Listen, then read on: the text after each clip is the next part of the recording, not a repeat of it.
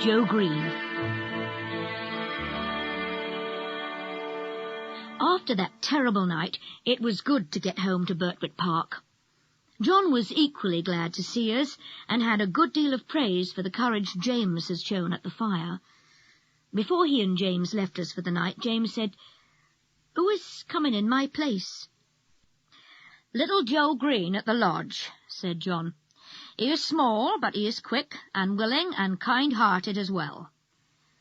The next day, Joe came to the stables to learn all he could before James left. He learned to sweep the stable and bring in the new straw and hay. He began to clean the harness and helped to wash the carriage. He was too small to groom Ginger and me, so James taught him on Merrylegs. He was a nice little fellow and always came whistling to his work. Merrylegs was a good deal put out at being mauled about, as he said, by a boy who knew nothing. Towards the end of the second week, however, he told me confidentially that he thought the boy would turn out well. At last the day came when James had to leave us. He wasn't very happy about it, and he looked quite downhearted that morning. John tried to cheer him up, but everyone was sorry to lose James. Going for the doctor. Not long after James had left, I was awakened suddenly in the night by the stable bell ringing loudly.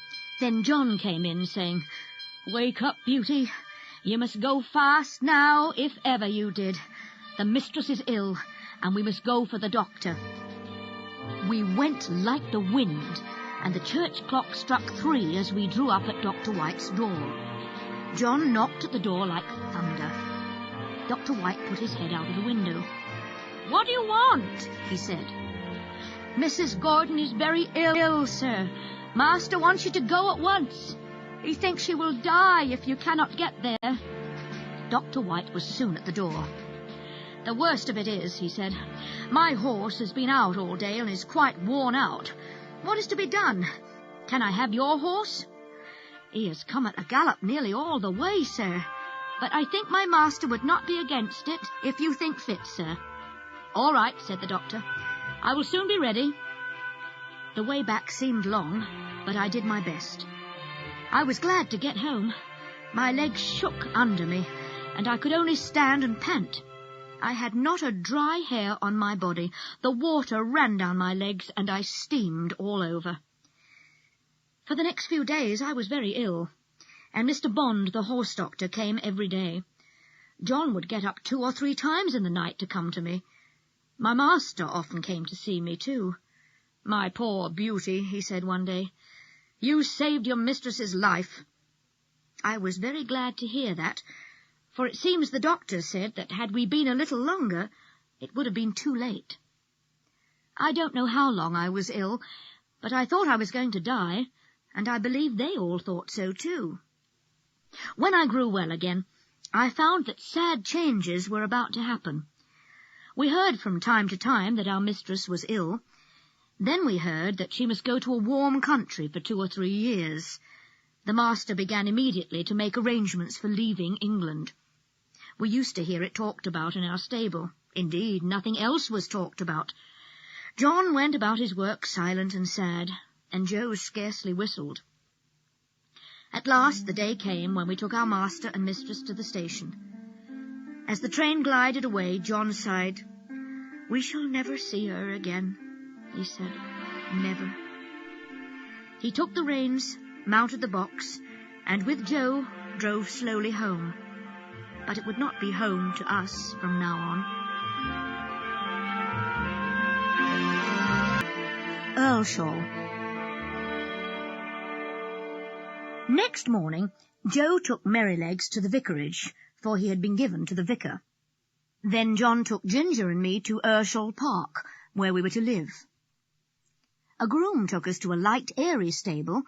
In a short while John and our new coachman, Mr. York, came in to see us. John said, "I had better mention that we have never used the bearing rein with either of these horses." "If they come here," said York, "they will have to wear the bearing rein. My lady has to have style, and her carriage horses must be reined up tight." Then John came round to each of us to pat and speak to us for the last time. His voice sounded very sad. I never saw him again. Next afternoon, we took my lady for a drive. When she came out, she said, "York, put those horses' heads higher. They're not fit to be seen." York got down and shortened the bearing rein by 1 hole, and I began to understand what I had heard. It made it much harder to pull uphill. As the days went by, the rein grew really short. I was very unhappy, but Ginger really hated it. One dreadful day came when she kicked York's hat off and reared so much that she fell down. After this, Ginger was used for hunting and was never put into a carriage again. I was given a new partner called Max, but we still had to suffer the tight rein. In my old home, I always knew that John and my master were my friends. Here at Earlshall, although I was quite well treated, I had no friend. York never tried to help over that rein. Time went on, and I grew tired and depressed, hating my work. But sadly, much worse was to come. Reuben Smith's downfall. When our master and his family went to London in the spring, they left Reuben Smith in charge of the horses that stayed behind. He was a very good man, most of the time. He had one great fault, however, the love of drink, although he had promised never to touch another drop. Just before the family was due to return, Smith had to go up to town, and he chose me for the journey. On the way there, he was his usual thoughtful self. In town, however, he began to drink, and it was late when we started back. Suddenly he began to gallop, harder and harder. Sometimes he whipped me, although I was already going at full speed. I had a loose shoe, and the speed we were going at loosened it still more. It came off, and I stumbled, falling on my knees. Smith was flung off by my fall and lay groaning some distance away. After a while, he stopped groaning and lay still. At first it was thought that Reuben Smith's death was my fault.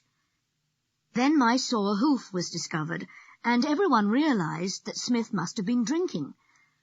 Later, several people said that he had been drunk when we left town. As soon as my knees were more or less healed, I was turned into a small meadow for a month or two. Ginger was there too, and we were glad to see each other. She said that she had been ruined by hard riding, and they were going to see if rest would help. We both felt that we were not what we had been. One day the Earl came into the meadow with York.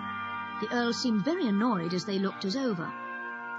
"What makes me most angry," he said, "is that these horses of my old friend, who thought they would find a good home with me, are ruined. The black one will have to be sold. I can't have knees like that in my stables. See if you can find him a good home." And about a week later, I was bought by the master of some livery stables and left Earlshall. I had become a job horse, which meant that I could be hired out to anyone who wished to drive me. Life as a job horse. Some of the people who wanted to hire me couldn't drive at all. As I was good-tempered and gentle, I think I was more often let out to the bad drivers than some of the others, because I could be depended upon. Of course, we sometimes came in for good driving. One morning I was put into a light gig and taken to a house in Pulteney Street. 2 gentlemen came out. The taller of them took the reins, and I can remember even now how quietly he turned me round. Then, with a light feel of the rein and drawing the whip gently across my back, we were off. I arched my neck and set off at my best pace, because I had someone behind me who knew how a good horse ought to be driven. It seemed like old times again. This gentleman took a great liking to me, and eventually I was sold to a friend of his, Mr. Barry, who wanted a safe, pleasant horse for riding. I had yet another new master. At first this seemed a good change. My groom, a man called Filcher, had once been an ostler at a hotel, but now he grew fruit and vegetables for the market. His wife bred chickens and rabbits for sale. Filcher kept the stable clean and airy, and he groomed me thoroughly. He was never otherwise than gentle, and he certainly knew his job. When I first went there, I heard the master give the order for food. The best hay, with oats and beans, and bran with rye grass, as Filcher thought necessary. I was going to be well off. After a while, however, I found I wasn't getting anything like the amount of oats I should have had. I grew tired and unhappy. A farmer friend of Mr. Barry's noticed this one day. He looked me over more carefully. Then he said to my master, "I don't know who gets the oats you pay for, but it certainly isn't your horse. I suggest you look into what's happening in your stable. Some scoundrels are mean enough to rob a dumb beast of his food." When Mr. Barry took his advice, the police discovered that my oats were being fed to Mrs. Filcher's rabbits. Had I been able to speak, I could have told him that. I had seen Filcher's little boy come every morning to collect the oats that his father stole. Filcher went to prison for 2 months, and in a few days' time I had a new groom.